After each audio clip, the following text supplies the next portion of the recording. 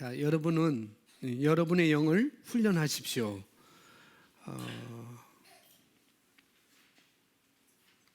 왜 우리가 우리 영을 훈련해야 되는지, 훈련이라는 말을 또 다르게 표현하면은 영을 다스리라라고 이렇게 말씀을 바꿔서 단어를 바꿔서 이렇게 얘기를 할 수 있을 것 같습니다.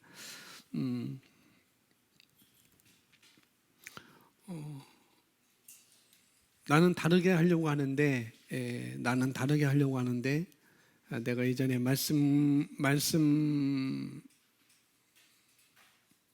좀 동떨어져서 내가 이렇게 살았다고 한다면, 생각하고 또 말하고 행동했다고 한다면은 이제 내가 말씀을 듣고 좀 다르게 하려고 하는데 안 돼요라고 하는 분이 혹시 계신지 모르겠습니다.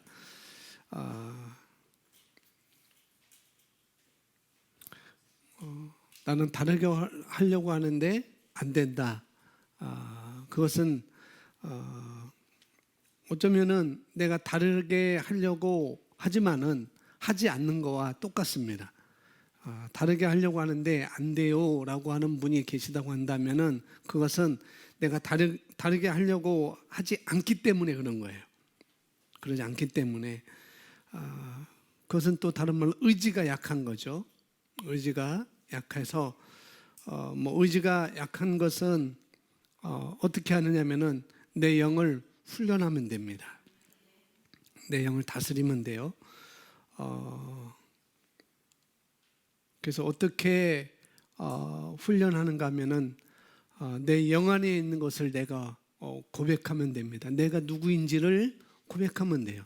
내가 누구이고 무엇을 가지고 있고 무엇을 할 수 있는지를 우리가 고백하면은 우리 영을 훈련할 수가 있는 것이고 또 우리 영을 다스릴 수가 있는 것입니다. 여러분의 영을 새롭게 프로그램할 수 있습니다. 여러분은 승리하는 삶을 위해 자신의 영을 프로그램할 수 있습니다. 성공과 번영을 위해 여러분의 영을 새롭게 프로그램하십시오. 다른 종류의 삶이 있습니다. 그것은 더 높은 차원의 삶이라고 불립니다. 다른 종류의 삶이 있다는 거예요. 우리 삶도 그렇고 우리가 살아가는 이 생활 주변에도 다른 종류의 것들이 있죠. 어느 분이 저에게 섬겨주셨어요. 이제 섬겨주셔서 뭐 작은 액수가 아니고 뭐 1, 2만 원이 아니고 아주 큰 액수를 저희를 섬겨주셔서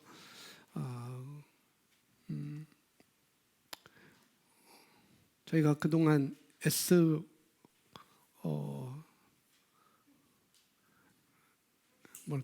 사이클론 포큐메라고 할까?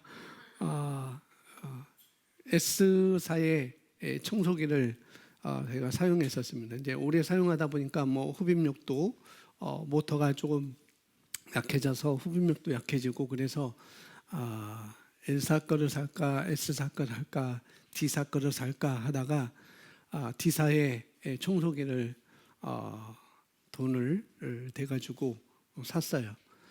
사서 이제 갖고 와서 조립을 다 하고 그래서 어제 여러분들이 멘토링을 우리 리더 모임 미팅이 있었고 가신 다음에 제가 그것을 처음 사용해 봤죠. 카펜용의 브러쉬가 있고 또 일반 마루스에는 브러쉬가 있어서 카펜용의 브러쉬를 갈아 껴서 그 청소기를 D사의 청소기를 사용했는데 성능이 대단했습니다. 일반 청소기로는 빨아들일 수 없는 그런 먼지와 그런 것들이 거기 탱크가 한 요 정도라고 한다면은 한 요 정도의 먼지와 그런 잔재물들이 쌓여 있는 것을 제가 볼 수가 있었습니다.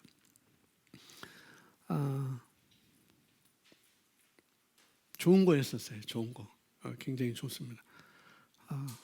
우리 삶도 더 좋은 삶이 있다는 거죠. 일반 청소기도 좋은 것이 있고 더 좋은 것이 있는데 좋은 것이 있음에도 불구하고 그걸 안 쓰려고 하죠. 뭐 복잡하다고 안 쓰려고 하고 그럽니다. 더 좋은 삶이 있는데도 불구하고 힘들다고, 거기에 내가 도전하기 힘들다고, 어렵다고, 나는 이해가 안 간다고 이렇게 안 쓰려 하는 것들이 있죠. 있는데도 불구하고, 더 좋은 상품이 있는데도 불구하고, 그것이 내 눈앞에 있는데도 불구하고, 내가 손을 잡아서 사용할 수 있는데도 불구하고, 어제 여러분들이 간 다음에 카페도 한번 샥 다 2번씩이나 다 그걸 빨아들이고 브러쉬를 바꿔가지고 또 거실과 방 3개를 다 밀고 다녔는데 아주 재밌더라고요. 아주 재밌게 청소를 했었습니다. 근데 같이 사는 그 여인은 그걸 사용하지 않는다고, S사 거를 계속 사용한다고 그렇게 얘기를 해서 이게 비교가 될지 모르겠지만은 다른 종류의 삶이 우리에게 있습니다. 더 높은 차원의 삶이 우리에게 있다는 거죠. 그래서 그런 삶을 위해서 우리가 우리 영을 새롭게 프로그램 할 수 있다는 거예요. 그러려면은 우리 혼, 생각과 감정과 의지, 이것을 우리가 다룰 수 있어야 되는 거죠. 그것을 말하고 있는 거예요.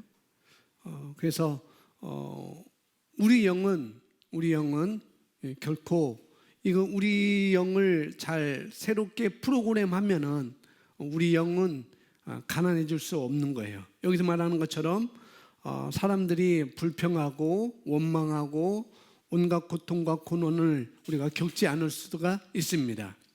어떻게 하면은 우리 영을 새롭게 프로그램하면, 다른 사람들이 일반적으로 겪는 불평, 원망, 고통, 고난을 우리가 겪지 않을 수 있다는 거죠. 사람들은 경제가 어렵다고 이렇게 말합니다. 그런데 사람들이 경제가 어렵다고 말해도 우리는 예외입니다. 아멘. 이런 일들은 왜 그것이 예외일까? 이런 일들은 어떻게 해요? 우리의 영을 새롭게 프로그램할 때, 그때 시작되는 것입니다. 내 안에서, 그리스도 안에서 내가 누구인지, 무엇을 가지고 있는지, 무엇을 할 수 있는지를 내 영을 새롭게 프로그램할 때, 그렇게 시작할 때 그런 삶이 우리에게 주어지는 것이죠. 과거에 여러분 안에 프로그램된 것들이, 지난번에도 말씀드린 것이 과거에 내가 생각하고 말하고 행동했던 것이 지금 나의 삶이라는 것, 여러분 그것을 아셔야 되겠죠. 그래서 우리는 우리 스스로에 의해서, 나 스스로에 의해서, 또는 혹은 다른 사람에 의해서, 또 내지는 사회 환경에 의해서 어떻게 해요? 우리가 현재 그것이 무엇이든지, 스스로 인해서든지 또 다른 사람으로 인해서든지 사회 환경으로 인해서든지, 그것이 무엇이든지 간에 지금 현재 나의 삶은 내가 과거에 프로그램됐던 그것으로 내가 현재의 그런 삶을 살고 있다는 거예요. 과거는 10년 전, 5년 전 그게 아니고 어제에도 과거잖아요. 어제 내가 어떤 것을 집어넣었는지, 거기에 따라서 오늘의 내가 그렇게 사는 것이죠. 그래서 잠언서 4장 23절인가요? 23장 4절인가요? 제가 헷갈리네. 생명의 근원이 어디 있다고 그랬어요? 우리 마음에 있다고 그랬잖아요. 생명의 근원이 우리 마음에 있다는 건 뭐냐면, 다른 말로 기쁨도 우리 마음에 있다는 것이고, 슬픔도 나의 마음에 있다는 것이고, 행복도 내 마음에 있다는 것이고, 내 마음으로부터 시작된다는 것이고, 불평과 원망과 그런 모든 것도 우리 마음으로부터 시작된다는 거예요. 그래서 모든 지킬 만한 것보다 내 마음을 지키라고 말씀하고 있는 거죠. 왜? 거기에 생명의 근원이 있기 때문에 그렇게 말씀하고 있습니다. 그래서 내가 어떤 것을 심었는지 그 결과가 오늘 나의 삶이 될 수가 있다는 거죠. 그렇다고 한다면은 앞으로의 10년, 20년 그 삶을 우리가 어떻게 살아갈 것인지, 내가 10년 후에 내가 원하는 삶은 무엇이고 20년 후에 내가 원하는 삶은 어떤 삶인지 스스로 새롭게 프로그램하는 것이 현명하다는 거죠. 어떻게 인생을 마무리할 것인가? 저는 그렇게 나의 인생을 어떻게 마무리할 것인가 그렇게 많은 생각을 아직 예전에 못했어요.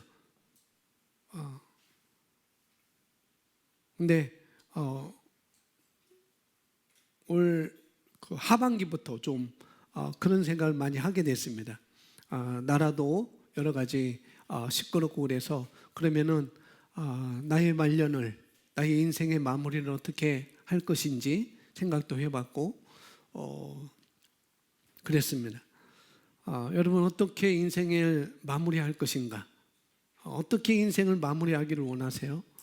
오늘 아브라함과 롯을 우리가 함께 비교하면서 아브라함의 마무리는 어떠했는지, 롯의 마무리는 어떠했는지 그걸 함께 우리가 보면서 오늘 롯을 통해서 롯에게서 배우는 교훈이라고 말씀을 제가 드렸습니다. 오늘 그것을 우리가 함께 보도록 하겠습니다. 어떻게 인생을 마무리하기를 원하는가? 어떤 사람은 성공 쪽이고 영광스럽게 마무리를 하기를 원하는 사람도 있을 것이고, 어떤 사람은 약하게 마무리하기를 원하는 사람이 있을 것이고, 어떤 사람은 그 마무리를 아주 극단적인 선택을 해서 자살하는 사람으로 이렇게 마무리하는 사람들도 우리 주변에서 뉴스에서 많이 볼 수가 있습니다. 너무나 낙담해서 그 삶이 너무나 낙담해서 목숨을 끊는 그런 것들 우리 매체를 통해서, 언론을 통해서 우리가 많이 볼 수가 있죠. 그렇다고 하면 여러분은 어떻게 인생을 끝내고 싶은 거라는 거죠. 내 인생을 어떻게 끝내고 싶은가? 막 강건하게 마무리하고 싶은 건가? 아니면 약하게 마무리하고 싶은 건가? 그걸 오늘 우리가 한번 보도록 하겠습니다. 자, 보겠습니다. 여기 아브라함은 성공을 위해 자신의 생각을 새롭게 프로그램했습니다. 아브라함의 아브라함은 조카가 있었는데 그 조카의 이름은 롯이었습니다. 무엇보다도 성경은 그가 의로운 자라고 말합니다. 베드로후서 2장 7절에서 롯을 가리켜서 의로운 자다라고 이렇게 말씀하고 있어요. 롯의 삶을 보면은, 창세기에서 롯의 삶을 보면은 그렇지 못한데, 그 삶은 그렇지 못한데 그러나 하나님이 의롭다 이렇게 여겨주시죠. 이게 축복이잖아요. 우리 삶은 그렇지 못한데 여전히 하나님께서는 우리를 의롭다고 여겨주신다는 거, 이게 감사하고 이게 감동적이잖아요. 창세기 12장부터 공부하다 보면 성경은 아브라함과 롯에 대해 말하고 있습니다. 하나님께서 아브라함을 부르시는 장면을 보게 됩니다. 하나님께서는 아브라함에게 내가 보여주는 땅으로 가라고 말씀하셨습니다. 아브라함은 어디로 가고 있는지 알지 못한 채 길을 떠났으며, 성경은 롯이 아브라함과 함께 떠났다고 우리에게 말해주고 있습니다. 창세기 12장 1절부터 4절에 있는 거죠. 롯이 아브라함께 함께 떠난 것은 잘된 거예요. 그죠? 아브라함과 함께 있고 함께 동행하고 함께 떠난 것은 아주 잘된 일입니다. 아주 그렇습니다. 롯이 아브라함이 가는 길을 따라서 아브라함이 갈 바를 알지 못하고 어디로 갈지 알지 못하고 나가는 그 아브라함을 따라서 롯이 따라간 것은 현명한 선택을 한 것입니다. 자, 그렇죠. 잘 따라간 거예요. 현명한 선택을 한 것입니다. 왜냐하면 롯은 아브라함이 하나님의 부르심을 받았기 알았기 때문에, 아브라함은 그냥 가는 게 아니고, 아브라함이 그냥 간 게 아니고 하란에서부터 하나님께서 아브라함에게 뭔가를 지시했다는 것을 알고, 나는 그러면은 나의 삼촌인 아브라함을 선택해서 함께 따라가야 되겠다라고 이렇게 선택한 거죠. 그래서 아브라함을 따라갔습니다. 근데 성경을 자세히 보면은 제가 지면을 적어서 성경 구절은 기록하지 않았지만 12장 1절부터 보시면은 1절부터 4절까지 함께 보겠습니다. 시작. 여호와께서 아브라함에게 이르시되 너는 너의 고향과 친척과 아버지 집을 떠나 내가 보여줄 땅으로 가라. 내가 너로 큰 민족을 이루고 내게 복을 주어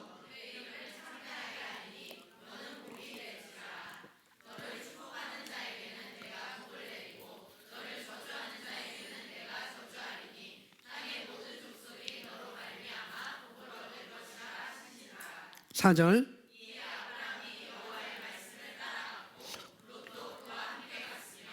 아브라함이 하란을 떠내 75세였더라. 아멘. 여기서 그는 아브라함입니다. 아브라함. 여기서 아브라함을 불렀고 그 후에 나중에 그 아브라함이 이름을 바뀌어져서 아브라함으로 열국의 아버지다, 민족의 아버지다라고 이렇게 이름을 바꿔 주시죠. 롯은 아브라함의 조카였습니다. 아브라함은 하란을 떠날 때에 재산을 갖고 있었습니다. 12장 5절에 말씀하고 있습니다. 아브라함이 어떤 재산을 갖고 있는지 한번 보겠습니다. 시작. 아브라함이 그의 아내 사라와 조카 롯과 하란에서 모든 소유와 얻은 사람들을 이끌고 가나안 땅으로 가려고 가나안 땅에 아브라함이 하란을 떠날 때에 사레와 조카 롯과 하란에서 모든 소유와 그러니까 재산을 갖고 아브라함은 떠났다는 것을 볼 수가 있습니다. 자, 아브라함은 애굽에서 나옵니다. 그러니까 아브라함이 애굽까지 갔다가 이번에는 애굽에서 네겝으로 향합니다. 창세기 13장 1절 같이 읽습니다. 시작. 그와 그의 아내와 그의 모든 소유와 롯도 그와 함께 남쪽으로 가니 그와 그의 아내의 모든 소유와 롯 네겝으로 올라가니. 자, 아브라함의 여정을 보면 이렇습니다. 처음에 하란에서 나와서 어떻게 해요? 가나안으로 가요. 가나안에서 이제는 애굽으로 갑니다. 이제 애굽으로 가서 이제 어떻게 해요? 애굽에서 나와서 이제는 네겝 남방으로 향하게 되죠. 그때도 여전히 롯이 어떻게 했어요? 아브라함과 함께 있었습니다. 아브라함과 동행했어요. 13장 2절 모두 함께 읽어주시기 바랍니다. 아브라함은 시작. 아브라함은 가축과 아브라함은 성공해서 큰 인물이 되었습니다. 아브라함이 하란을 떠날 때 뿐만 아니라 가나안에서 나올 때 뿐만 아니라 애굽에서 나올 때 아브라함은 그냥 빈털터리로 나온 게 아니라는 거죠. 큰 재산을 갖고 아브라함은 나오게 됐습니다. 어떤 분들은 그렇습니다. 제가 알고 있던 어떤 분들은 그런 얘기를 많이 해줬어요. 하나님께서 나를 부르실 때 하나님은 나를 빈털터리로 만들어 주셨다. 그래서 내가 선교지를 가는데 나는 빈털터리다. 하나님 나를 그렇게 부르셨다라고 이렇게 하셔서 뭐 어디로 가고 이렇게 뭐 저한테 인사 와서 그런 말하는 분들이 굉장히 많이 있었어요.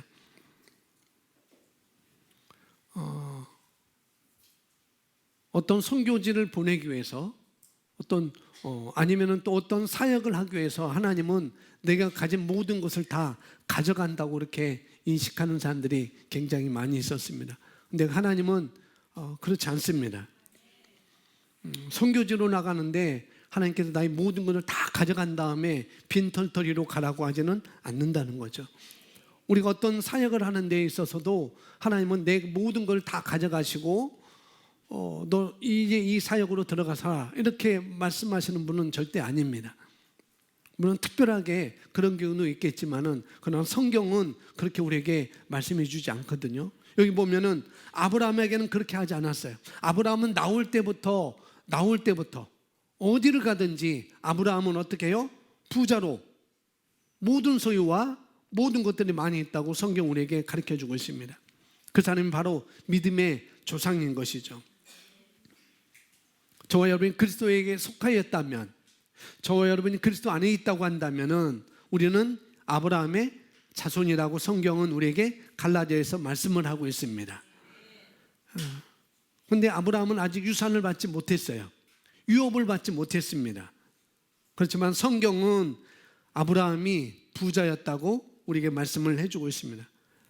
아주 부자였다고 이렇게 말하고 있죠. 아브라함에게는 금과 은과 가축이 아주 풍부했습니다. 그래서 우리가 가난을 나는 사모해요, 가난한 것이 내가 마땅한 것 같아요 라고 한다고 한다면 그 사람은 아브라함의 자손이 아닌 거예요. 왜? 아브라함은 부자였어요. 또 우리가 그리스도 안에 있다고 한다면 우리는 아브라함의 자손이라고 또 말씀하고 있기 때문에 그런 것이죠. 지금 아브라함이 애굽에서 나와서 남방이라는 곳 네게부를 향해서 가고 있어요. 근데 지금 그의 아내와 그가 얻은 사람들과 함께 있었습니다. 성경은 아브라함 가정에서 아브라함은 개인 군대가 있었어요. 개인 군인 318명이라고 하는 군인들이 있었어요. 전쟁터에 나가서 싸우는 그런 군인. 아브라함의 가족들을 지켜주는 그런 군인이 있었습니다. 몇 명? 약 300명. 300명 18명인데 300명을 갖고 그 300명에게 뭐 혼자 있겠어요? 아내 있는 사람도 있을 것이고, 아직 결혼하지 못하는 사람도 있을 것이고, 아내가 있었다면 자식이 있었을 것이고. 그런데 300명에게 그냥 딱 300명이라고 한다면 군인 300명에게 그냥 돌을 주어서 너 군인 해라 그렇게 했겠어요? 어떻게 돌을 먹겠어요? 이 군인들이 절대 아니야. 300명을 먹일 수 있는 그런 부자였던 것이죠. 300명. 그래도 하루에 3끼 300명. 왕성에 먹는 300명. 그 300명을 먹일 수 있는 그런 부자였다고 성경은 우리에게 암시하고 있습니다. 그들에게 돌을 먹이지는 않았을 거예요, 분명히. 잡초를 먹이지는 않았을 것입니다. 분명히 그럴 거예요. 아브라함은 부유했습니다. 그래서 수많은 사람들을 아브라함은 돌볼 수 있는 그런 능력이 있었던 것이죠. 자, 보겠습니다. 아브라함의 조카 롯이 하란에서와 애굽 그리고 네게부에 이르기까지 롯이 그와 함께 있었습니다. 창세기 13장 5절 6절입니다. 함께 5절에 함께 있습니다. 시작. 아브라함과 함께 갔던 롯도 양떼와 소떼와 장막들을 소유했더라. 예, 롯도 양과 소와 장막이 있었어요. 풍부했습니다. 그리고 6절입니다. 그 땅은 그들이 함께 거하는 것을 수용할 수 없었으니 이는 그들의 소유가 많음으로 함께 할 수 없었습니다. 아브라함의 소유도 많았고 롯의 소유도 많았어요. 아브라함과 롯이 매우 부자가 되었습니다. 그래서 그들은 함께 살 수가 없었어요. 너무 부자가 되어서. 아브라함에게 가축과 은과 금이 풍부하였다고 성경이 말했던 것을 기억하십니까? 조카 롯이 어떻습니까? 그도 매우 부자였습니다. 하지만 성경에는 하나님께서 롯에게 말씀하신 바가 기록되지 않았습니다. 하나님께서는 롯에게 아무 말씀도 하지 않으셨습니다. 물론 나중에 창세기 19장에 가면은 하나님께서 천사를 보내서 롯에게 말씀도 합니다만 그전에는 롯에게 이렇게 말했다라고 한 것은 한 번도 안 나와요. 그렇다면 롯은 어떻게 부자가 됐었을까? 하나님께서 아무런 말씀도 안 했어요. 근데 롯은 아브라함처럼 거부가 됐어요. 부자가 됐어요. 왜 그랬을까요? 왜 그랬을까요? 그냥 아브라함과 함께 있었기 때문에. 함께 있는다고 해서 부자가 될까요? 그럼 어떻게 하면 부자가 될 수 있을까요? 함께 있지만 어떻게 있어요? 함께 있었지만 삶을 함께 있다. 삶을 함께 있다. 삶을 함께 하는데 그 삶을 어떻게 함께 있느냐, 어떻게 함께 했느냐는 거죠.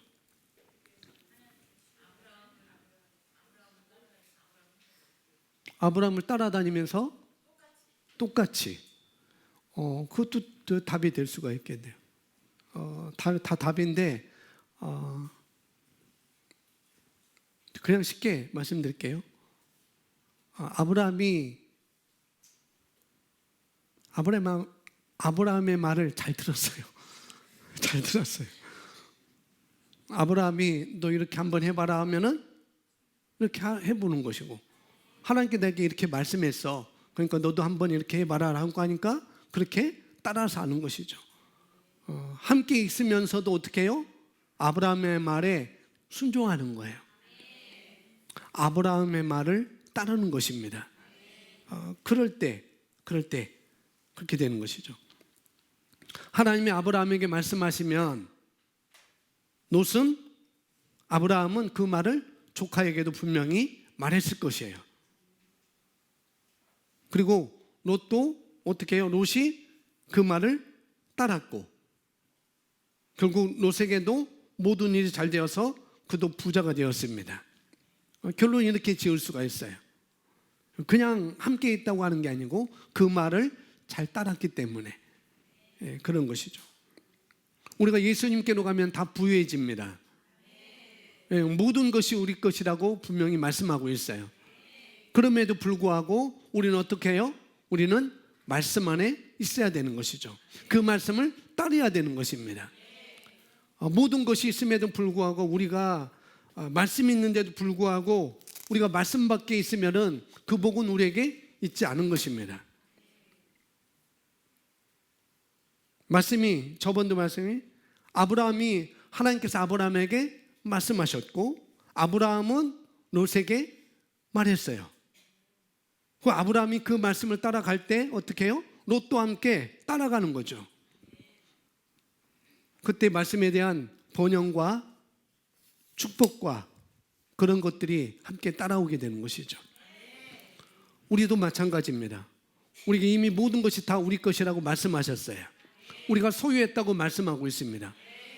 그럼에도 불구하고 우리 여전히 그 말씀을 어디서든지 어떤 상황이든지 그 말씀을 내가 따라가는 것이죠. 그럴 때 그 말씀에 대한 모든 것들이 우리에게 우리 삶 가운데 이루어지는 것입니다.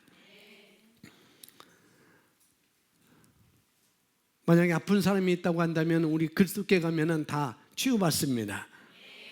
성경은 예수님은 가난한 자들에게 복음을 전했다고 말씀하고 있고 그 다음에 눈먼 자를 뜨게 했고 그 다음에 마음이 상한 자를 고쳐주셨다고 말씀하고 있습니다. 근데 가장 먼저 어떻게 해요?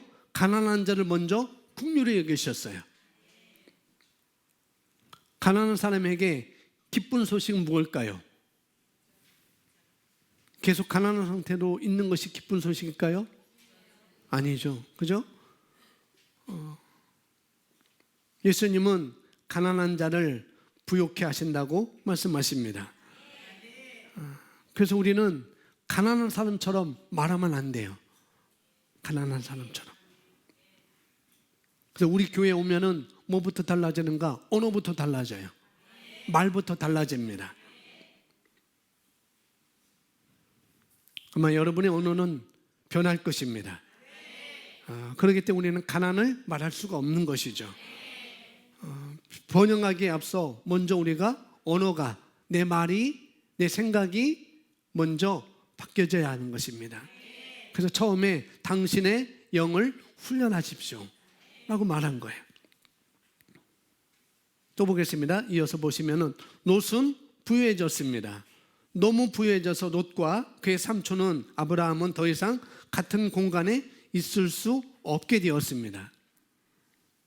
7절 보시면 이렇게 나와 있습니다. 아브라함의 가축의 목자들과 롯의 가축의 목자들 사이에 다툼이 있고, 또 그 당시 그 땅에는 가나안인과 브리스인도 거하더라라고 7절에 12장 7절에 말씀하고 있어요. 자, 아브라함이 있었고 롯이 있었고, 그 당시 그 땅에 또 이방인들도 함께 있었다는 거죠. 그 땅에 함께 거했습니다. 근데 아브라함의 가축의 목자와 그 다음에 롯의 가축의 목자가 서로 다투었죠. 근데 롯과 아브라함은 다투지 않았습니다. 롯의 또 아브라함의 목자들이 다투었던 것이죠. 이랬을 때 하나님의 사람 아브라함에게, 하나님의 사람 아브라함이 제안을 합니다. 자, 8절에서 아브라함이 이렇게 말합니다. 우리는 친척이지 않느냐, 우리는 가족이지 않느냐, 우리가 가족인데 너하고 나오고 싸울 일도 없고 다툴 필요도 없어. 뿐만 아니라 너의 목자들이나 나의 목자들도 서로 다툴 필요가 없지 않느냐라고 이렇게 말하면서 9절에서 우리에게 말하고 있는 거예요. 9절에 제가 거기 기록해놓은 9절 우리 함께 했습니다. 내 앞에 시작. 내 앞에 온 땅이 있지 아니하냐. 내가 부탁하노니 나에게서 갈라져 나가라. 내가 오른쪽으로 가면 나는 왼쪽으로 가리라 하니. 온 땅이 내 앞에 있으니 싸우지 말자고 먼저 제안을 하죠. 그러면 내가 좌로 가든 내가 우로 가든 내가 왼쪽으로 가든 내가 오른쪽으로 가든 나는 반대편으로 가겠어, 이렇게 말을 하죠. 아브라함은 롯에게 먼저 뭘 주었어요? 선택권을 주었습니다. 그러나 여기서 롯이 놓친 것이 있었습니다. 자, 하나님의 사람 아브라함이 조카 롯에게 선택권을 주었어요. 그리고 어리석게도 롯은 그것을 선택했습니다. 잘 들어보세요. 롯은 아브라함을 따랐어요, 안 따랐어요? 따랐습니다. 지금까지 따라왔어요. 하란에서부터 지금 이 네게부까지 함께 따라왔습니다. 그래서 복을 받은 사람이었어요. 아무것도 없었는데 그냥 따라오기만 했었는데 엄청난 부자가 되었습니다. 그런 사람이었다고요. 근데 이제 아브라함이 그에게 선택하라고 합니다. 그때 롯은 이렇게 고백했어야 됐어요. 삼촌이 정해주세요. 내가 선택하지 않고 삼촌이 정해주는 대로 나는 하겠습니다. 마치 똑같은 상황이 이렇게 있어요. 어떤 상황이냐면은 야곱이 외삼촌 집에 가서 양들을 키우잖아요. 외삼촌이 누구였죠? 라반 맞나요? 외삼촌 집에 가서 이제 노동자로 살게 되죠. 그런데 나중에 야곱이 다시 이제 고향으로 돌아오려고 할 때 외삼촌이 뭐라고 하냐면은 내가 믿는 하나님 때문에 너로 인하여서 내가 이렇게 부자가 됐어. 그러니까 제발 그 라반 외삼촌이 야곱의 바짓가랑이를 잡고 안 놓아주는 거예요. 제발 나를 떠나지 마. 왜요? 야곱을 통해서 복을 받은 걸 자기가 알았기 때문에. 그래서 야곱에게 떠나지 말라고 합니다. 이와 마찬가지로 롯도 그와 같은 태도를 가져야 된다는 거죠. 삼촌 때문에 내가 이렇게 부자가 되었어요. 삼촌 때문에 내가 이렇게 거부가 되었습니다. 삼촌 때문에 내가 이렇게 잘 됐습니다. 성공한 사람이 되었어요. 그러니 저를 떠나라고 말하지 마세요. 그렇게 말하든지 아니면은 삼촌이 정해주세요 라고 말하든지, 아니면 더 뭐하면은 그럼 내 것들을 조금 분리해서 저기 나눠주고 나는 계속 삼촌과 함께 있습니다라고, 함께 있겠습니다라고 이렇게 말하든지, 그런 것이 있어야 되죠. 그런 고백이 있어야 됩니다. 삼촌이 정해주시는 대로 나는 가겠습니다. 아니면은 어디로 가는 것이 좋을까요? 삼촌이 정해 주세요. 아니면 계속 같이 있겠습니다. 나는 삼촌의 말을 듣고 나는 살아가겠습니다. 라고 이렇게 말을 하든지. 그렇지만 롯은 아브라함이 선택하라고 할 때 삼촌 아브라함과 함께 있는 것을 거절합니다. 이제 자기가 할 수 있다는 거죠. 롯이 어떻게 행동했는지 보시기 바랍니다. 창세기 13장 10절 말씀 우리 함께 읽습니다. 시작.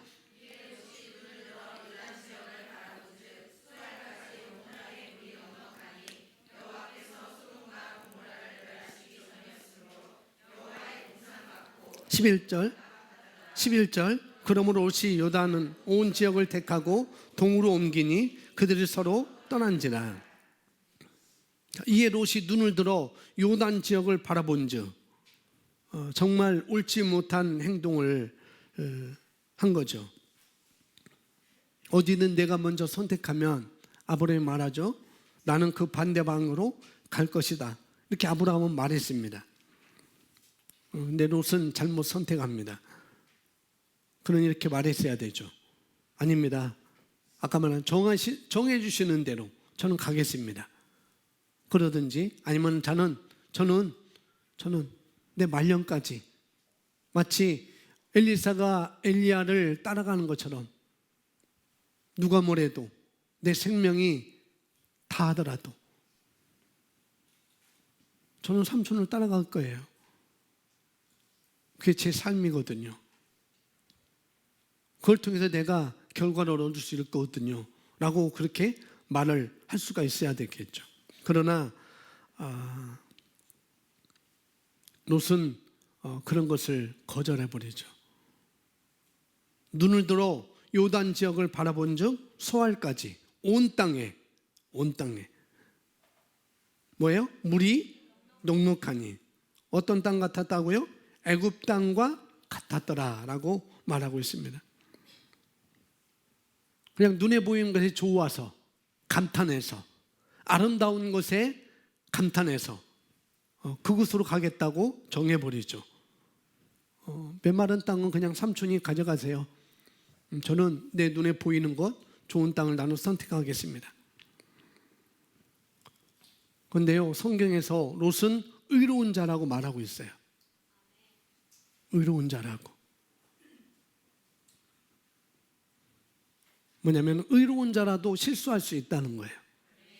의로운 자라도 훌륭한 성도라도 우리는 실수할 수가 있습니다. 그렇기 때문에 너무나 훌륭한 성도에게 이해 못할 비극도 일어날 수 있다는 거죠. 그래서 우리가 가진 믿음과 또 믿음직한 것은 똑같지 않습니다. 그 사람의 믿음과 그 사람은 믿음직해 이건 똑같지 않아요. 롯은 아름다움에 감탄해서 나는 저쪽으로 동으로 가겠습니다라고 선택했죠.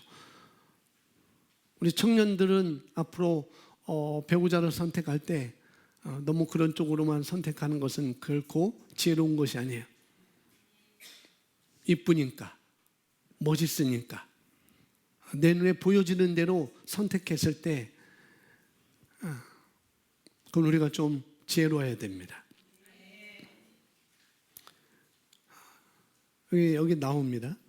자, 롯은 믿음으로 기능하지 않았습니다.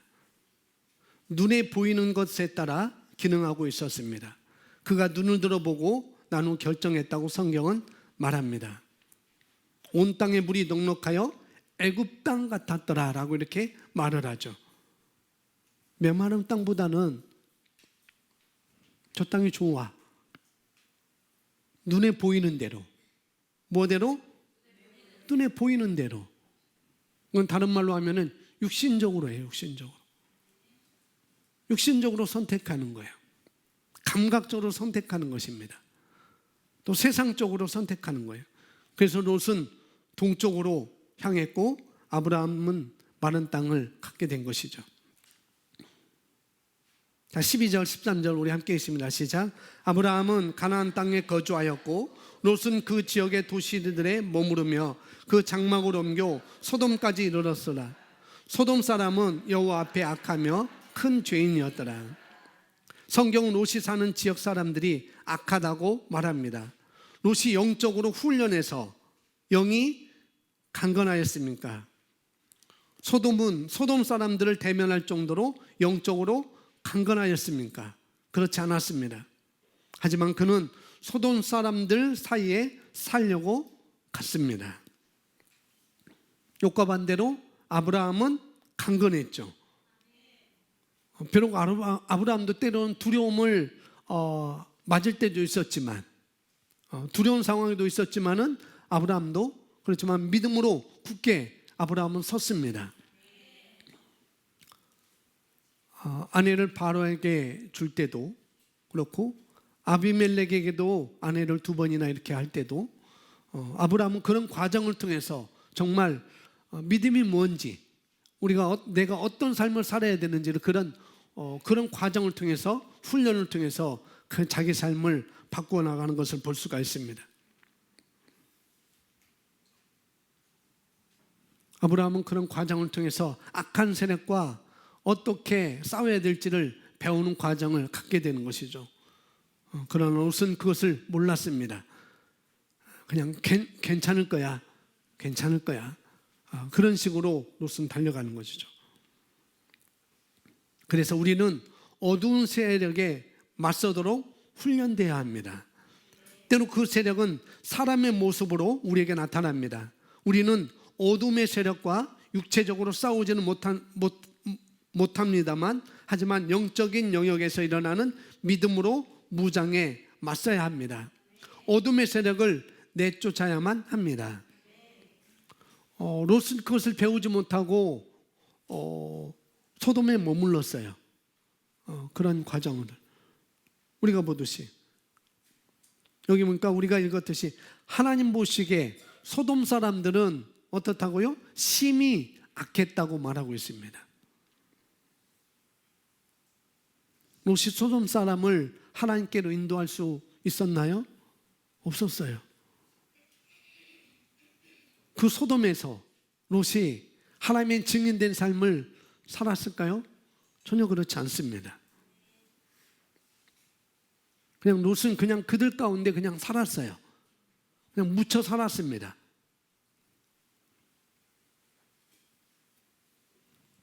성경은 그들의 불법적인, 소돔 사람들의 불법적인 그런 행실을 보고 롯의 영이 상했다고 성경은 우리에게 말해주고 있어요. 롯은 그들의 생활 방식에 매우 마음이 상했지만 그들을 변화시킬 수 없었습니다. 그래서 우리는 우리 영을 훈련시켜야 된다고요. 우리 영을 다스려야 됩니다. 내가 만나는 사람들을 변화시킬 수 있도록. 그래서 말씀 공부하고 말씀을 묵상하고 방언으로 기도하는 것, 내 영을 세우는 일에 우리는 훈련을 해야 되는 것이죠. 하지만 롯은 그들 사이에서 부자였으면, 그럼에도 불구하고 그들 사이에서 롯은 부자였다고요. 부자로 살지만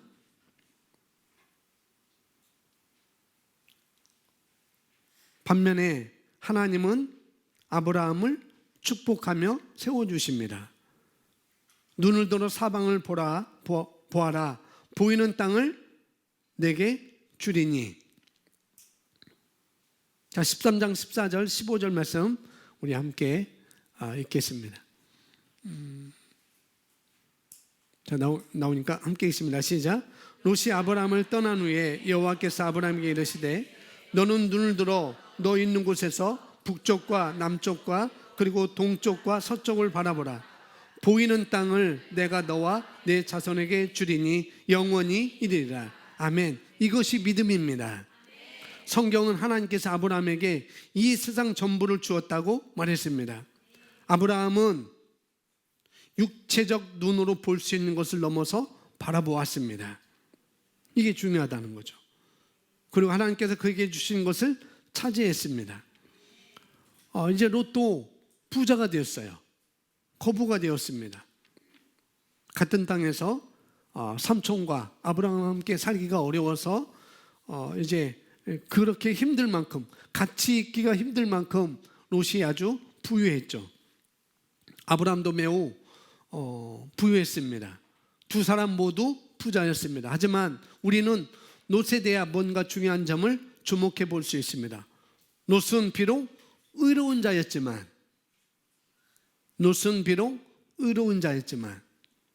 감각에 따라 행동했습니다. 뭐에 따라? 감각에 따라. 눈에 보이는 대로. 애굽 땅과 같으니까, 에덴 동산 같으니까, 좋아 보이니까 눈에 보이는 대로 선택하는 것. 그래서 감각적인 삶을 의지하지 마십시오. 이곳이 살기 좋아. 이곳이 살기 좋아 보이니까 여기로 이사 가고 싶어요. 이 사업이 잘 되니까 이 사업을 하고 싶어요. 몸업계로 옮길까 합니다. 수익성이 매우 좋거든요. 이렇게 하고 저렇게 할 거라고 그런 말들을 많이 합니다. 하지만 하나님의 사람은 그렇게 행동하지 않죠. 하나님의 사람은 성령의 인도를 받습니다. 하나님의 사람은 말씀을 따라서, 말씀에 비추어서 말씀을 따라서 삽니다. 그래서 성경은 사람의 영은 여호와 하나님의 등불이다라고 말씀하고 있어요. 하나님께서는 저와 여러분의 영을 통해서 일하십니다. 그렇게 인도하시고요. 그러니 그저 보이는 것에 따라 행동하지 마십시오. 자, 그러면 그들의 인생이 어떻게 끝났나 보고 마치도록 하겠습니다. 자, 이들의 인생은 굉장히 한마디로 지금까지는 이들은 아브라함도 그렇고 롯도 그렇고 부자였다는 거죠. 거부가 되었다는 거죠. 그러나 의로운 자도 실수할 수가 있다는 것. 그걸 지금까지 말씀을 드렸고, 자 보겠습니다. 창세기 24장 25장은 아브라함의 마지막 삶이 어땠는지 우리에게 말해줍니다. 창세기 24장 1절 우리 함께 있습니다. 시작. 아브라함이 나이가 많아 늙었고 여호와께서 그에게 범사에 복을 주셨더라. 어디에? 범사에 복을 주셨더라. 시편 1편 복 있는 사람은 악인들의 꾀를 쫓지 않아. 어떻게 범사에 우리가 복을 받는가? 아브라함이 그냥 복을 받은 게 아니라는 거죠. 악인들의 꾀를 쫓지 아니하고 죄인들의 길에 서지 아니하고 오만한 자의 자리에 앉지 아니하고 오직 여호와의 법을 즐거워하여 주야로 묵상하는 자로다. 그 다음에 뭐예요? 3절에 그는 시냇가에 심은 나무와 시절을 따라 열매를 맺고 그 잎사이가 마르지 아니한 같으니 그가 하나님 모든 일에 형통하였더라. 범사에 복을 주셨더라. 그냥 하나님께서 쏘아주신 거예요. 이미 아브라함은 복이 근원이었습니다. 그 복을 어떻게 취하는가? 말씀을 따라, 성령의 인도를 따라갈 때 그 복을 취하는 거예요. 누구에겐 복을 주고 누구에겐 복을 안 주고 그게 아닙니다. 여전히 우리에게 신령한 복을 우리에게 다 주셨어요. 거저 주셨어요. 그걸 내가 알고 그걸 인식하고 내가 영으로 훈련해서 따라갈 때 그런 삶이 우리에게도 주어지는 것이죠. 아브라함의 모든 소유를 맡은 종이 아브라함에 대해 고백합니다. 24장 35절 우리 함께 있습니다.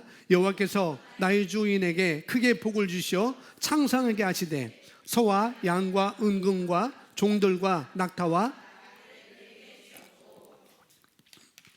이것은 아브라함의 종이 증언한 거예요. 아브라함이 말한 게 아니고 하나님이 말한 것도 아니고. 자, 아브라함 이 말씀의 배경은 이렇습니다. 아브라함이 이제 연로가 되었어요. 사랑하는 아들 이삭이 이제 성년이 되었습니다. 그래서 아들 이삭을 위해서 신부를 이제 얻어야 돼요. 그래서 아브라함이 그냥 다른 데로 가지 말고 내 외삼촌 너 외가 쪽에 가서 외가 친척 그 족속에 가서 내 아들의 신부를 내가 좀 한번 보고 와라라고 이렇게 말합니다. 그래서 이 종이 그러니까 사라 친정집에 이제 가는 거죠. 친정 마을에 가게 돼서 거기서 이제 리브가를 만나고 그 다음에 삼촌을 또 그 리브가 라반을 만나게 되죠. 거기서 물을 먹고 그 집에 초대받아서 이제 그 얘기를 하는 거예요. 그것이 바로 여기 35절 말씀입니다. 우리 주인이 있는데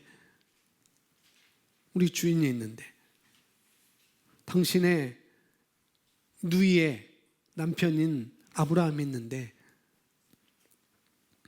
당신의 매제가 있는데 그런 말이죠. 여호와께서 나의 주인에게 크게 복을 주시어 창성해 가시되 소와 양과 은금과 종들과 낙타와 나귀를 그에게 주셨고 이렇게 말합니다. 그 종이 라반과 리브가 앞에서 지금 자기 주인에 대해서 증언을 하고 있는 것이죠.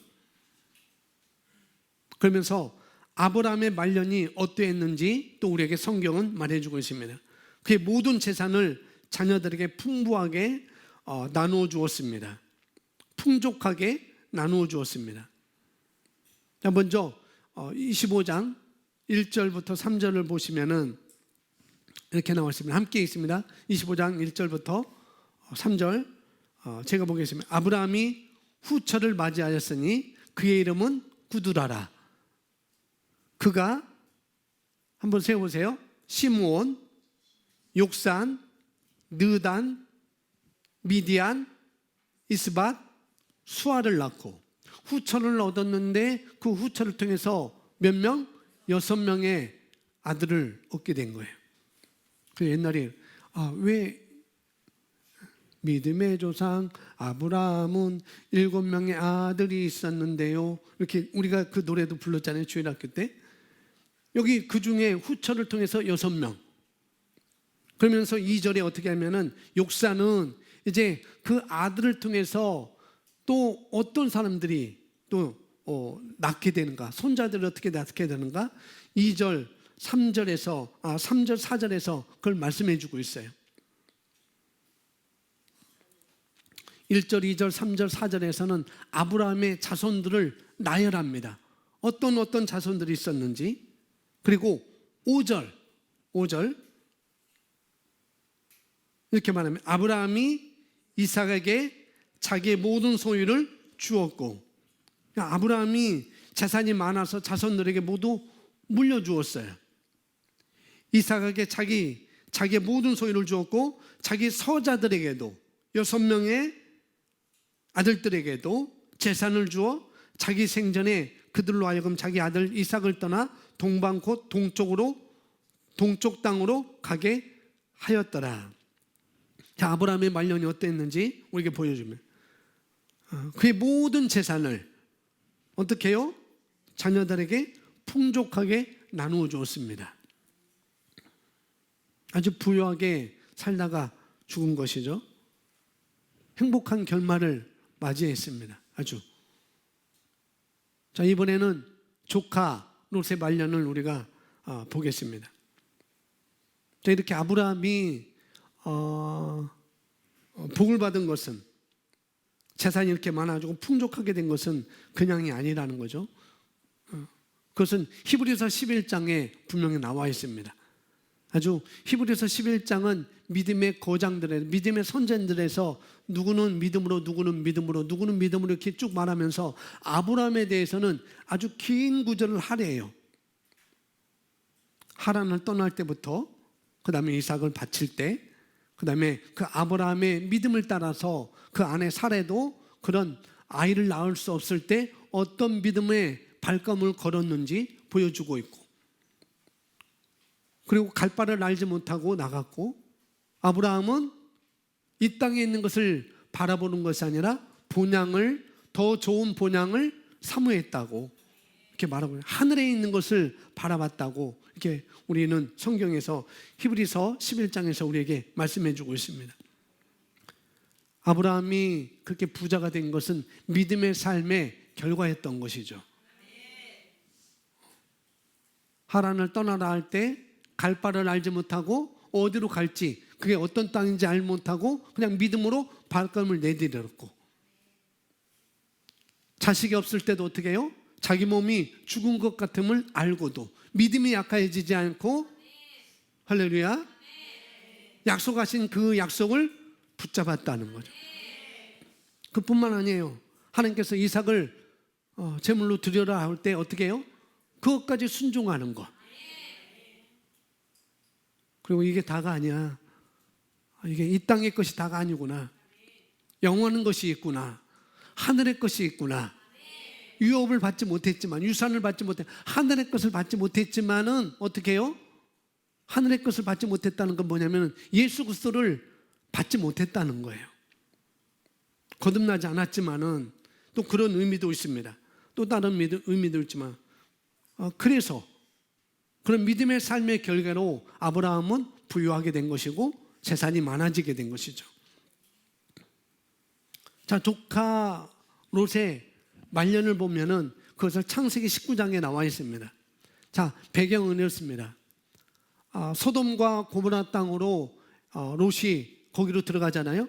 보기 좋았다고, 온 애굽 땅과 같았더라. 그러니까 갔는데 어떻게 소돔 사람들은 심히 뭐 했어요? 악해했다. 죄악이 너무 심히 악했다고 성경은 우리에게 말해주고 있어요. 근데 거기 가운데 롯이 살게 되죠. 너무 뭐하니까 하나님께서 이제 소돔과 고모라를 멸해야 되겠다라고 하나님께서 이렇게 말합니다. 두 천사가 와가지고 지나가는데 아브라함이 그 사람들을 천사인지 모르고 자기 집으로 초청해요. 그래서 극진히 대접합니다. 그래서 천사들이 내가 온 목적은 하나님께서 보낸 거야. 저 소돔과 고모라를 하나님께서 멸하시기를 원한다. 그런데 하나님께서 아브라함 너를 생각해서 그냥 멸하지는 않을 거야 라고 할 때 아브라함이 요청하죠. 거기는 내 조카가 살고 있어요. 그래서 하나님, 거기 의인이 50명이 있다면 그래도 멸하시겠습니까? 라고 하나님께 말해요. 의인이 50명 있다면 내가 벌하지 않을게, 멸망시키지 않을게.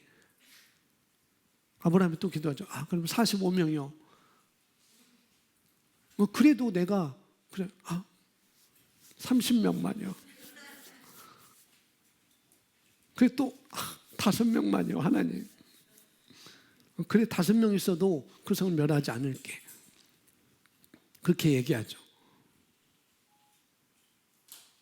근데 의인 5명이 없어서 하나님이 이제 벌악으로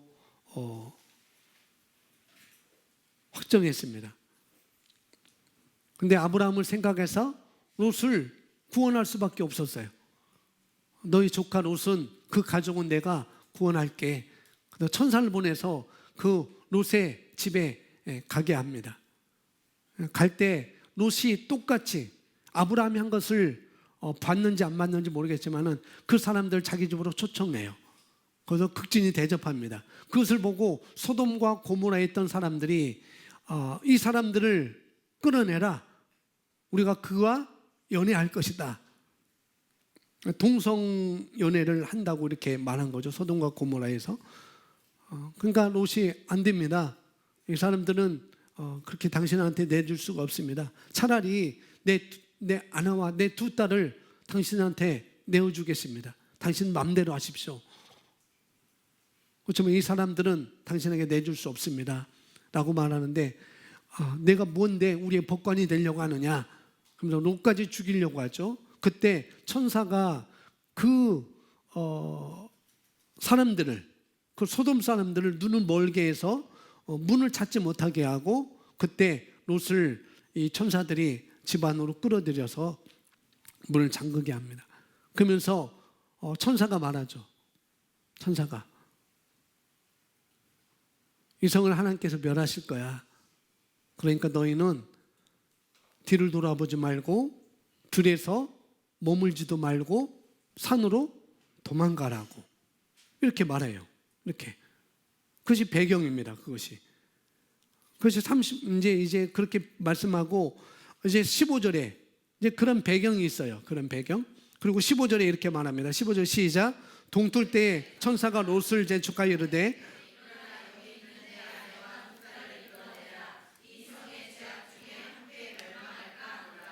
16절 그러나 롯이 지체하매. 롯이 여전히 지체하고 있었습니다. 천사는 롯과 그의 가족들에게 이 성의 죄악 중에 함께 멸망하지 말고 뒤로 돌아보지 말고 들에 머물지도 말고 산으로 도망가라고 말했습니다. 그것이 17절부터 19절에 나오는 것입니다. 그 사람들이 그들을 밖으로 이끌어낸 후 이르되 도망하여 생명을 보존하라. 돌아보거나 들에 머물지 말고 어디로? 산으로 도망하여 멸망함을 면하라.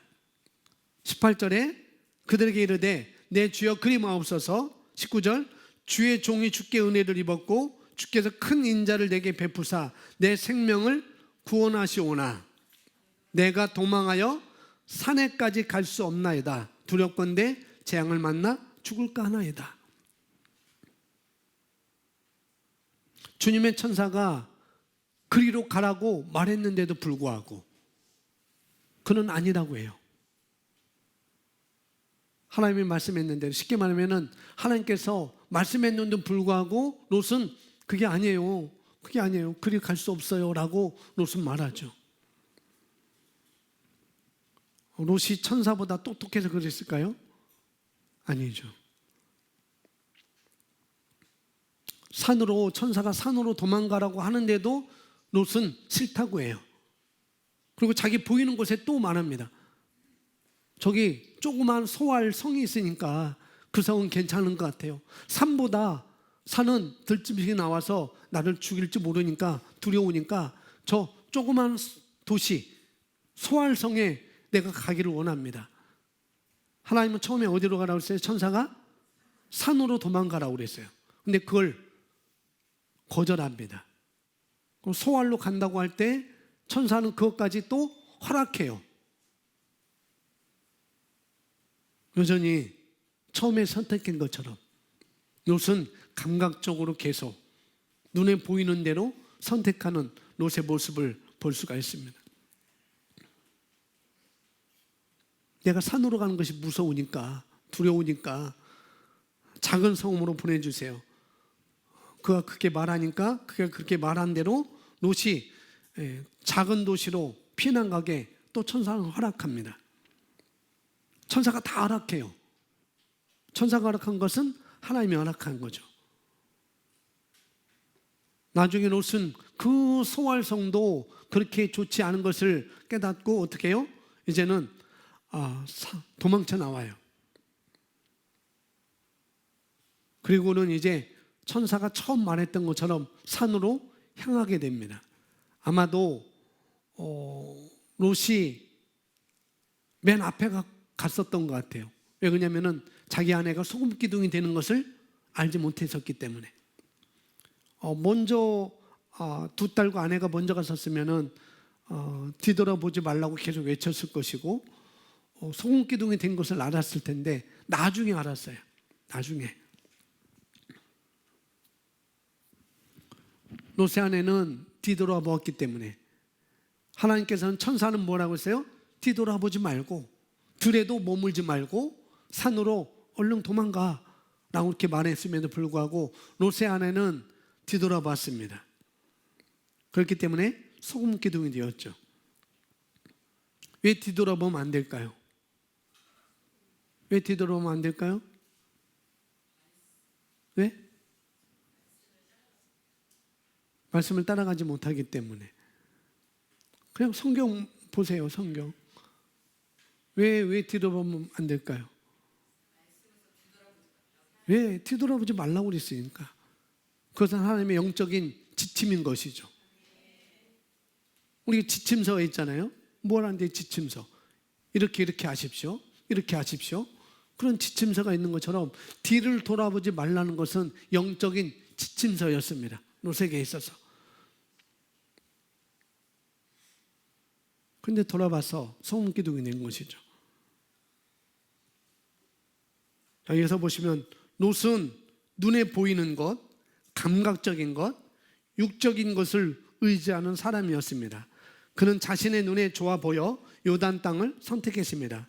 천사가 산으로 도망가라고 해도 가려하지 않았습니다. 그는 소할 땅을 놓지 못했습니다. 롯의 아내도 비슷합니다. 소돔에서 갖고 있던 것들에 미련이 남아가지고 뒤돌아보았죠. 그는 결코 그것을 떠나지 못하게 되었습니다. 롯은 소알에서 두려움에 이제 있다가 소알을 떠나게 되죠. 나중에야 비로소 롯은 산으로 올라가서 하나님의 순종하는 모습을 볼 수가 있습니다. 그렇다면 롯의 손실을 한번 우리가 보여야 되지 않을까요? 자, 19장 30절 함께 있습니다. 시작. 롯이 소알에 거주하여 두려워하여 두 딸과 함께 소알에서 나와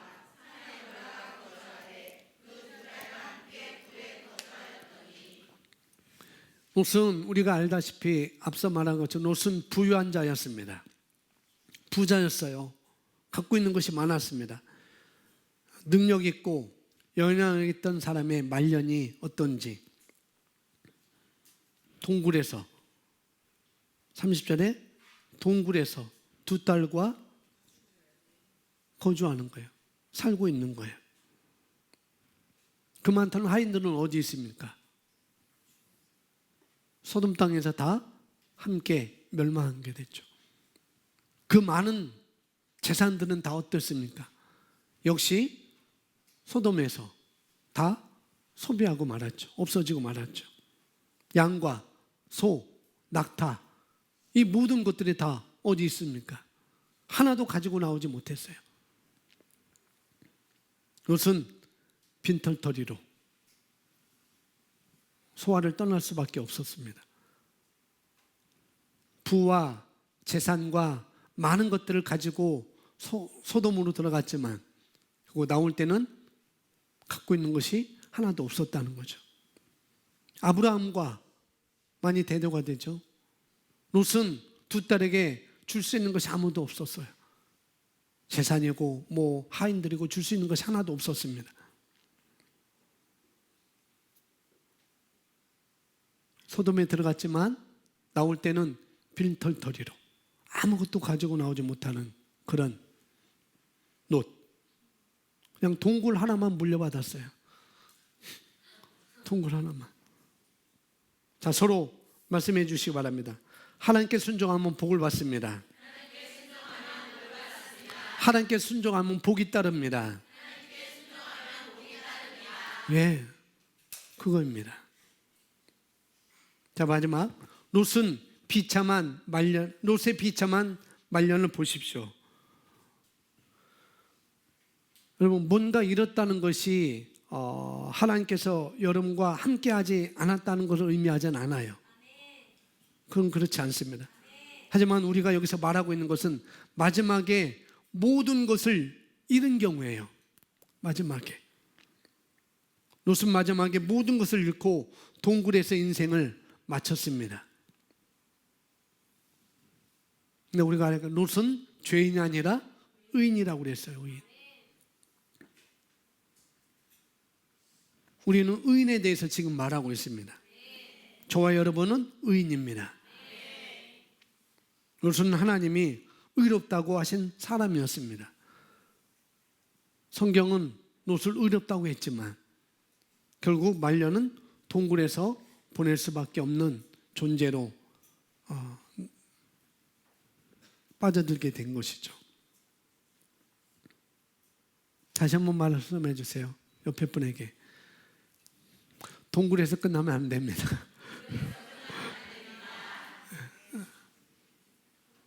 나눠줄 수 있어야 하잖아요. 자손이 많아도 나눠줄 수 있는 것. 나누지도 못하고 동굴 하나만 얻는 것. 동굴에서 끝나면 안 됩니다. 롯은 자녀에게 아무것도 줄 것이 없었어요. 도망 나오기만 급했죠. 죽을까 봐. 마치 불 속에서 우리가 아무것도 들고 나오지 못하는 그런 상황과 같다고 볼 수 있으면 사람들이. 하나님은 의인들을 그렇게 부르지 않는다는 거죠. 아무것도 갖고 나오지 못하도록 의인을 그렇게 부르지 않습니다. 우리 부르심은 부유로 부르셨고, 풍족함으로 불러주셨고, 넉넉함으로 불러주셨고, 형통함으로 우리를 불러주셨어요. 그럼에도 불구하고 우리가 감각적으로, 육신적으로, 자기중심적인 그런 선택을 한다면 결국 롯을 통해서 우리가 교훈을 받을 수밖에 없다는 거죠. 내가 어떤 말년에 어떤 삶을 살 것인지, 어떤 것을 내가 얻을 것인지, 어떤 것을 물려줄 것인지, 내가 하나님 앞에 가서 내가 뭘 받을 것인지, 우리 자녀들에게 뭘 물려줄 것인지 또 한번 우리가 봐야 되겠습니다. 아브라함은 하나님께서 말씀하신 걸 다 믿었어요. 그리고 따랐습니다. 이삭을 바치라 하면은 바쳤고, 하란을 떠나라 하면은, 가나안으로 가라 하면은 갔고, 자식이 없어도 약속을 의심하지 않고 믿음이 약해지지 않았습니다. 삶의 모든 한 건 한 건 과정이 다 하늘에 다 맞춰져 있었어요. 그런 믿음의 삶을 살았습니다. 그러나 롯은 그렇지 못했죠. 마침내 순종했지만, 그렇죠? 마침내 순종했어요. 마침내 산으로 갔잖아요. 마침내 순종했습니다. 그것은 하나님께서 원하시는 방식이 아니라는 거죠. 마침내 순종하는 것은 물론 거기도 있겠지만 그냥 생명을 보존할 뿐이에요. 마침내 순종하는 것. 그래서 성경은 즐겨 순종하면 우리가 복을 받는다고 성경은 말하고 있습니다. 그런 상황에서 즐겨 순종하는 것이죠. 롯은 항상 고집 부렸어요. 자기 방식만 고집했습니다. 산으로 가라고 하니까 조그만 성으로 가고, 선택하라고 하니까 좋은 대로 선택하고,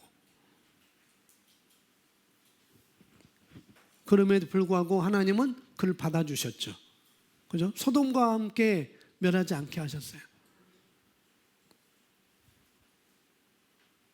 요란 땅으로 가고 싶다고 하자 하나님께서는 또 허락하시고 거기서 잠깐 지냅니다. 재앙이 오기까지는 괜찮았어요. 산으로 가는 대신에 소알로 간다고 할 때 그것까지 또 하나님은 허락하셨습니다. 드디어 소알로 옮기고 나서 그는 마침내 소알에서 산으로 도망치기로 결심했습니다. 너무 늦는 거예요. 너무 늦는 거.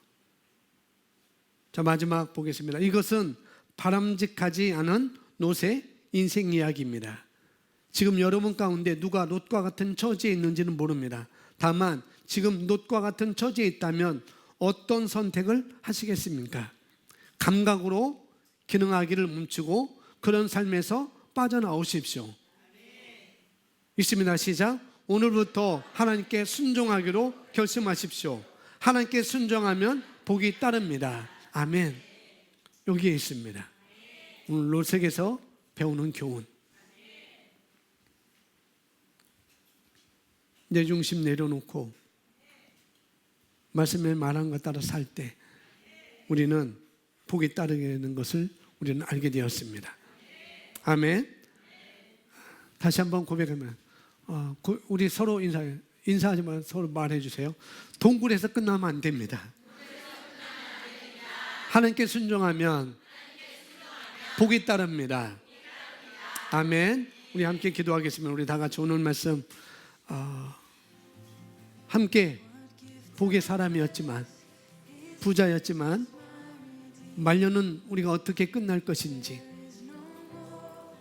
우리 자녀들에게 또 뭘 물려줄 것인지, 내가 보이는 것 따라, 내 눈에 보이는 것 따라 좋은 대로 내가 선택하고 가는 것이 아니라 정말 말씀을 따라서 내가 선택하고 결심하겠습니다. 함께 고백하는 시간을 갖도록 하겠습니다. 우리 함께 기도하겠습니다. 할렐루야.